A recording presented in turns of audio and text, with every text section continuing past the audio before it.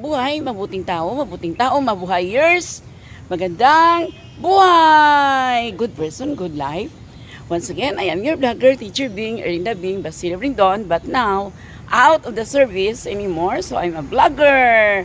Welcome to my channel, Mabuhay channel. So for this morning, I would like to feature to you, I'd like to help our small businesses in Lang, Matalam, nearby places.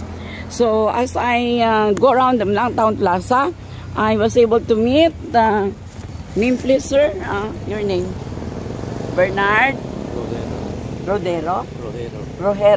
So in our conversation, I've learned he was a former employee of the government. What particular office are you working dati, sir? Government? Soldier. A soldier. Oh, you. So why have you decided to be a vendor by now? You resign or you are retired? I wanna resign. Retired lang. Me also, no, retired. So, what are these food items you are selling right now? We have apa, my favorite apa. Sir Bernard, how is it made? Made of harina, and what are the other ingredients? Itlog, asukar. Itlog, asukal. So is it good also for diabetes? Diabetes, a little sugar only?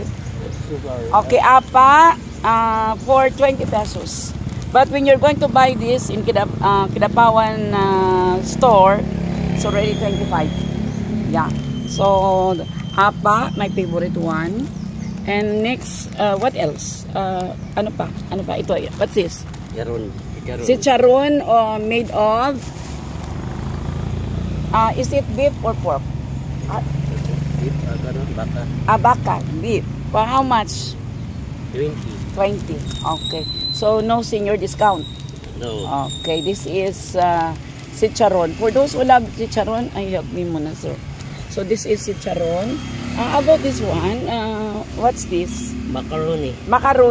So, is it only pure macaroni? 20.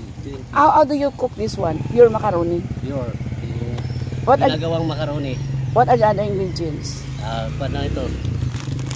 Ito, dito mga Ayan mga ingredients. So, pure macaroni only. And the apa, only the egg and the harina. And if you like to contact the other supplier, anong pangalan nito? The Kilos. Okay, here's the number. Okay. Let me read to you the contact number for a moment. What is the contact number? Okay. You can text, call 0965-443-4954. May I repeat? 0965-443-4954 for your order. So your distributor is located in Matalam? Yeah. Yeah, Matalam best. So this is according to my new friend, the principal of Alamada, Ma'am Clarinda Dayaday. Okay, so here it is. What are the other items? No more? Only 3? Apa. Apa, macaroni, and chicharon beef. Okay, so what are you waiting for? Let's help one another, those who are having small businesses. Usually, where are you going around? Where can we locate you? Round Lang. Every day you are here in Lang. Yeah. But you are a resident of Matalam. So you will be going back pa this afternoon. So this is it. I also was able to buy apa. And this is my favorite one instead of chicheria. Yeah. This is I think more healthy food than what we are eating, more on salt and other seasoning. So why don't you help the former government employee? Please help one another and patronize our small businesses. So invite them to buy. Thank you. See you again, ha? I will be buying some more.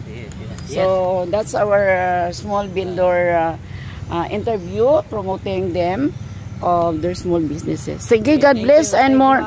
Yeah, God bless and more more consumer. Yeah. Why don't you go there on the municipal hall? Is it bawal? You're not allowed to get inside? Yeah. Those who are going to Mlang Town Plaza, you can go there. See you there. I will go there also. Thank you. Okay, thank you. So, this is my interview with the small business there.